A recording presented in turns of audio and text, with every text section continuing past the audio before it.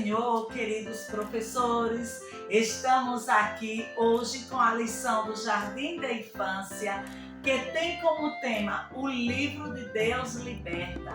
A lição de número 3, um tema muito importante para a nossa vida espiritual e para a edificação da vida de nossas crianças, né?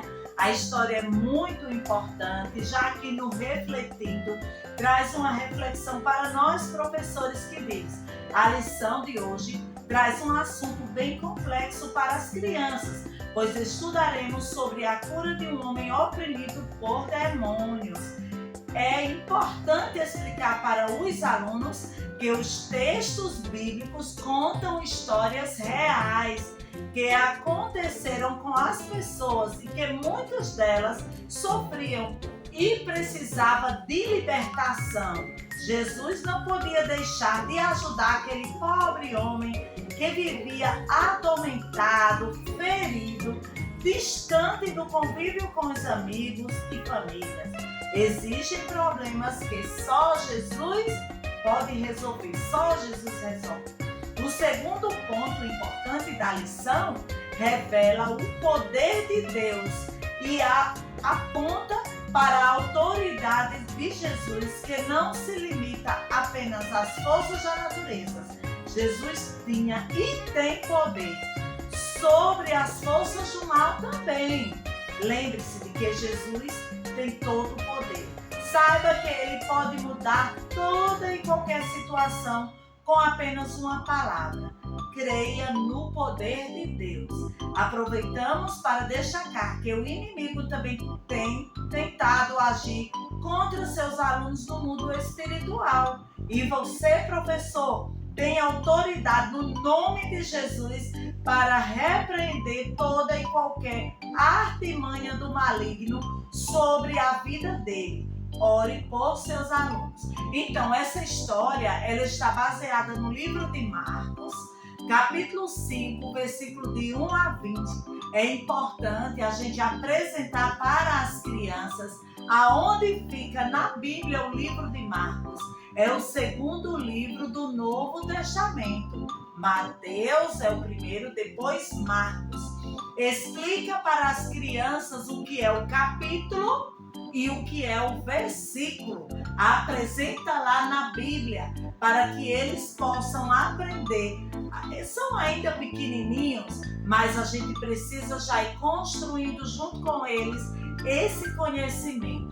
Então, em Marcos capítulo 5 e o versículo de 1 a 20 conta a história de um homem, né? O Gadareno, aquele homem que morava no cemitério, era um homem oprimido por demônios.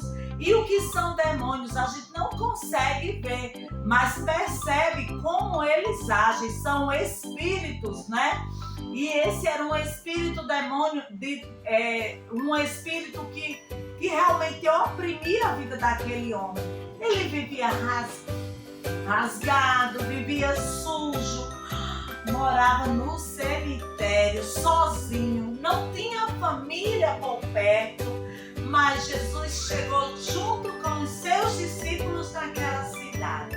E aí a gente vai mostrar para as crianças que quando o nosso Deus ele chega no ambiente, a vida daquela pessoa que está oprimida, que está precisando de libertação, que está necessitando de cura, o nosso Deus tem poder para curar, tem poder para libertar. E foi isso que Deus fez na vida daquele homem, que a Bíblia nem cita o nome dele, né?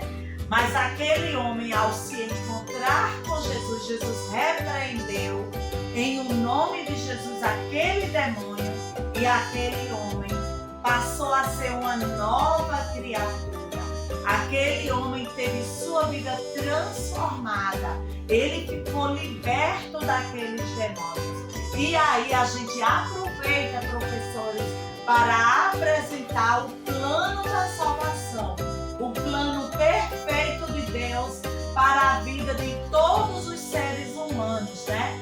Diz para as crianças que quando a gente deixa Jesus entrar em nosso coração e fazer morada, a nossa vida é transformada, a gente se torna uma nova criatura. E foi isso que aconteceu na vida daquele homem.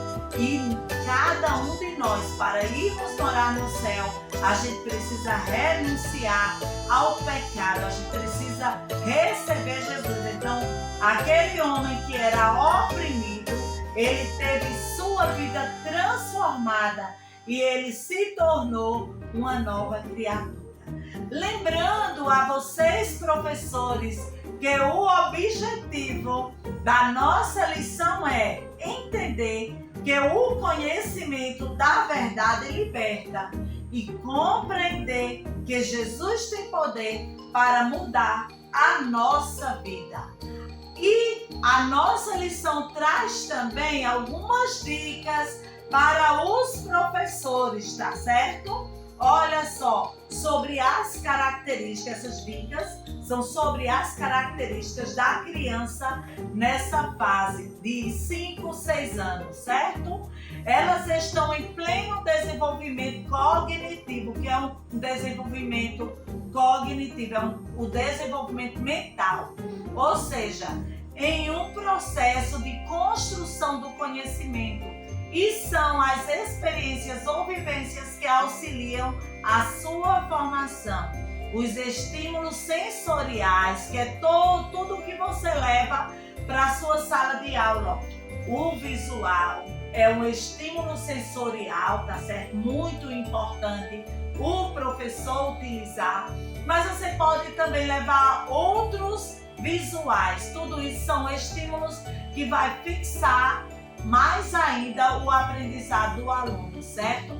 Então, os estímulos sensoriais que chegam ao cérebro através dos sentidos desenvolvem sua capacidade intelectual, emocional e motora. As atividades em sala de aula devem ter jogos, músicas, trabalho em grupo, além de utilizar materiais como lápis de cor, massa de modelar, recorte e colagem para fixar o ensino. Tudo isso fortalece o quê? O processo de aprendizagem das crianças, tá certo? Não esqueça de iniciar a sua aula com oração. Ore junto com os seus alunos. Ore pelos seus alunos. Ore pela família dos seus alunos. Ore pela sua igreja. Ore pelo seu pastor, para que Deus esteja conduzindo sua aula e tenha uma aula abençoada.